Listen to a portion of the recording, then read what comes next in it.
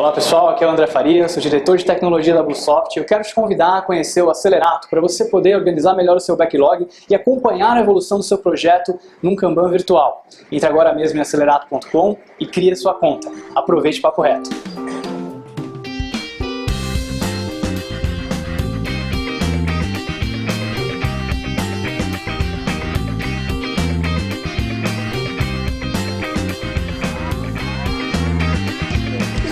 Boa noite, pessoal. Boa noite. Eu sou o Ismael Soares e, para mudar um pouquinho, eu vou falar sobre testes. Né? E aí, se eu não conhecesse vocês, eu ia perguntar a vocês, como vocês testam, né, o seu software, né? E a verdade é que em pleno século XXI ainda tem bastante empresas que não veem valor nos testes, né? Acha que teste é uma coisa necessária, que é custo, que tem que fazer sem teste mesmo, coisa do tipo. E a gente tem essa pirâmide de teste que todo mundo conhece, que meio que justifica um pouco por que muitas empresas pensam dessa forma. Nessa pirâmide de teste a gente vê que a maior parte dos testes, né, a base dela, é teste de unidade, teste unitário. Depois a gente tem teste de integração e por último a gente tem teste de aceitação. Né? Então significa que você tem que tentar cobrir o seu sistema, a maior parte dele, com teste de unidade. E depois integração. Não é que não tem que ter integração, aceitação, mas tem que ser menor. Quando você inverte isso, aí vira bucha, né? Por quê? Isso aqui é um anti-pattern, né? O sorvete cone, né? Por quê? Porque você tem muito teste manual, tipo, quase tudo que você faz é manual, você não tem muita coisa automatizada, né? E aí você faz um monte de teste de aceitação, também tenta fazer teste de aceitação, integração e poucos testes de unidade. E aí qual é o problema que você tem? Primeiro, teste manual, o próprio é manual, você só consegue fazer isso uma vez, se você tiver que fazer de novo, você vai ter que reproduzir e fica complicado. O teste de aceitação é custoso, porque demora para te dar feedback, é um negócio que nem sempre você vai ter o mesmo resultado, né? Depende de uma série de coisas, a gente mesmo já viu isso aqui. Então quando você fala, vou fazer o teste de aceitação, porque a aceitação cobre tudo, vai cobrir integração, vai cobrir regra de negócio, já cobre também o front-end, vou fazer teste de aceitação.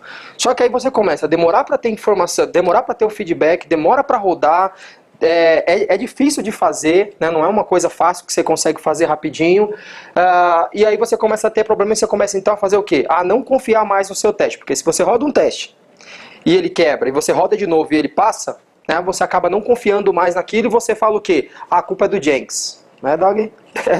E aí você fala, a culpa é do Jenks. Ou a culpa é do.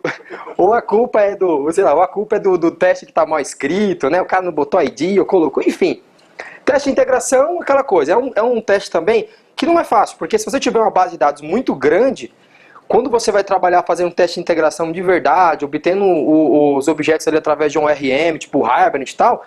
E você acaba trazendo muita coisa, né, para o seu ambiente. Você precisa subir o seu ambiente todo ali, é pesado, demora para rodar. Aí para você poder criar um banco do zero, para toda vez você poder rodar, que esse é o correto, você rodar o teste de integração sem ter que depender do estado dele, é difícil. Então você tem que criar um monte de fixture e assim por diante. E o teste de unidade, que é o mais fácil, acaba ficando sendo o menor. E aí a empresa fala, meu teste é uma droga, vou parar de fazer teste. E aí eu li um artigo que fala sobre 9 erros de teste que costuma cometer em teste de software, né? Eu coloquei 8 porque tem um deles que eu não concordo. Então, os que eu concordo aqui... e tem alguns que eu mudei também, né? Só peguei a ideia e coloquei a minha opinião. Então, se vocês forem ler o artigo do link lá, vocês vão ver que eu não fui fiel a ele, mas eu usei as ideias. Então, a primeira delas é atribui a responsabilidade pela qualidade unicamente ao testador. Né? Você deve ter ouvido alguém falar, deu bug porque o testador não testou direito. Né? Então, o programador ele desenvolve lá, daí desenvolveu, está pronto, ele sobe, e aí se apareceu o bug, a culpa é do testador que não viu que ele desenvolveu um erro.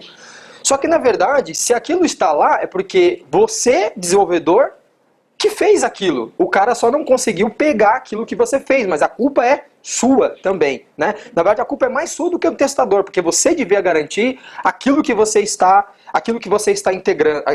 entregando, né? E não o testador.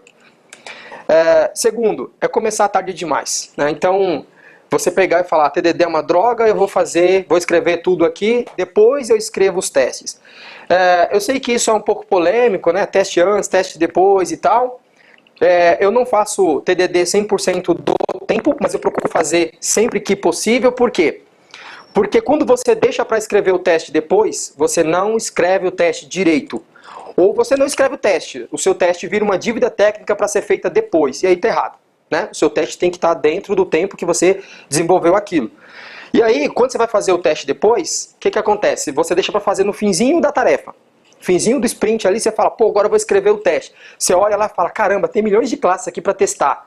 E aí você fala, vou testar só esse comportamento aqui que é o mais importante. Não, vou testar só isso. E aí você testa meia boca, você não testa tudo. Você testa o que você acha que é mais importante. Quando você vê a cobertura de teste daquilo, não está bem coberto, né? Ou até mesmo você deixou de ter os benefícios, né, do TDD. Então não dá para dizer que você faz TDD se você não começa pelo teste. Porque se a gente for ver o conceito de TDD, o seu desenvolvimento ser guiado por teste. E quando você usa TDD, você consegue ter algumas coisas, como por exemplo, feedback para ver que você está fazendo uma classe muito grande, está muito acoplado e você vai precisar separar aquilo. Né? Não que o TDD naturalmente vai te dar isso, mas pelo menos vai te avisar, vai falar, meu, você tem um monte de mock aqui, você está precisando criar um monte de fixture aqui, então significa que tem alguma coisa errada, né? Você devia ter separado isso aqui em alguma outra coisa. Quando você começa a TDD, você começa a perceber essas coisas, né? Você começa a fazer um monte de new lá no meio de um service, por exemplo, né, Chora? E aí você fala assim, pô, caramba, eu devia ter feito uma classe de negócio, um componente que eu injetasse aqui, deixasse essa regra separada para eu poder conseguir testar isso de forma separada. Assim eu não teria que fazer esse monte de fixture para testar um pedacinho lá do meu código. Então assim, quanto mais usar TDD, melhor. E também não deixar os testes pro estagiário, né, meu? Então tipo, meu, né? Então, tipo, deu erro, foi o estagiário que não fez, ele que não testou. Aí, tipo, o cara escreve o código e fala pro estagiário fazer, né? Dá as dívidas técnicas, né, de teste pro estagiário poder fazer. Só que assim, se a gente for ver o conceito de código legado, né? Aquele livro que fala sobre código legado, bem famoso, vai dizer o seguinte, que código legado é código sem teste. Então, se você está escrevendo código sem teste, você está escrevendo código legado. Já está começando para morrer, né? E também não incentivar ou motivar desenvolvedores a testar. É um erro também, né? Você não ensinar o desenvolvedor a testar. Por quê? Porque o cara não vai ter a cabeça de testador. O cara, ele faz as coisas, tipo assim, ele cria um input e ele não pensa, pô, vou colocar uma máscara para não deixar colocar caractere, porque aqui só pode número. Se o cara não tem cabeça de testador, ele faz lá, espera que aquilo venha um número e pronto, acabou. Ele não vai pensar como um usuário, como um testador, que eu vou testar, eu vou tentar colocar coisa que não pode aqui. Né? E você acaba tendo dependência, gargalo, né? Uma pessoa só para poder fazer aquilo, então é um erro também. Quinto, dá mais atenção à execução do teste do que ao software. Né? Então, assim, o PO, na maioria das vezes, escreve os testes os critérios de aceitação. Aí, em cima daqueles critérios de aceitação, é que o testador, ou quem for testar, vai testar o software. E aí ele testa aquilo e fala, bem, garantia, acabou. Né? Ou seja, ele está preocupado em executar um cenário de teste, a execução daqueles testes, mas ele não está preocupado com o funcionamento do sistema. E aí acontece o seguinte, que aí se passa alguma coisa, ele fala, mas não estava escrito lá. Né? Eu não testei porque não estava lá. Então acontece aqui, você acaba dando atenção para as coisas pequenas e o grande vai levando lá, vai consumindo o seu tempo, vai gerando bug porque o analista esqueceu, o PO esqueceu de colocar aquela informação. Não se preocupar com a qualidade dos testes também. Então a gente fala, vamos refatorar o código e o teste a gente deixa para lá. E aí toda vez que você vai dar manutenção, você olha e fala, vou botar mais um teste. Né? Lógico, você vai fazer uma correção, manutenção, você, né, uma pessoa que gosta do código, você vai falar, não, eu vou fazer um teste para isso, eu tenho que garantir. Né? É uma restrição, inclusive, nossa aqui, escrever testes para quando fazer manutenção. Só que você olha para aquela classe de teste toda zoada, você fala, deixa para lá, né?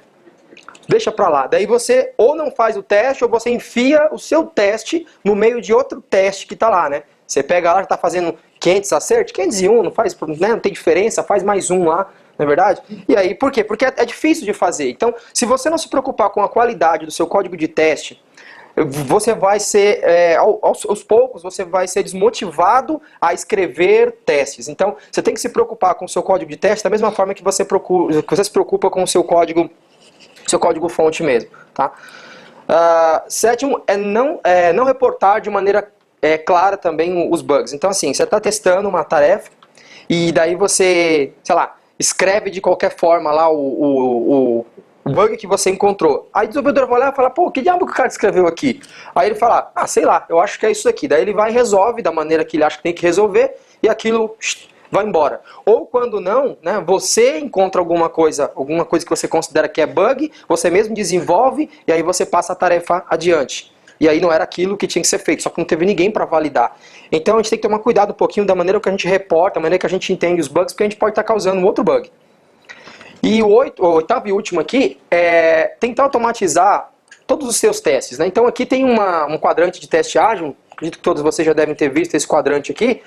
E ele divide um pouquinho foco em negócio, foco em tecnologia, não vou explicar tudo. Mas assim, tem algumas coisas que são manuais mesmo, que precisa. Tipo teste exploratório, né? Fazer o teste de aceitação do usuário, aquele teste AB. Tem algumas coisas que tem que fazer manual, mas isso aqui tem que ser o mínimo, né? Não pode ser não pode ser a maior parte do tempo, né, que você fazendo isso. Também tem alguns testes que você pode fazer um pouco manual e um pouco também automatizado, tipo fazer exemplos, protótipos, simulação, teste funcional, esse tipo de coisa. Mas você tem que investir a maior parte do tempo em fazer testes de unidade, teste de aceitação, aqueles testes que eu mostrei no início. Por quê? Porque esses testes, mesmo que você não esteja olhando, vai conseguir garantir para você que aquilo que você esperava que o sistema fizesse está sendo feito, ok? Alguma dúvida?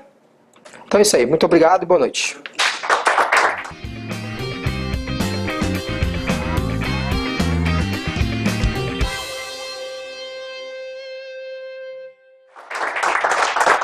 Diga, seu Bruno.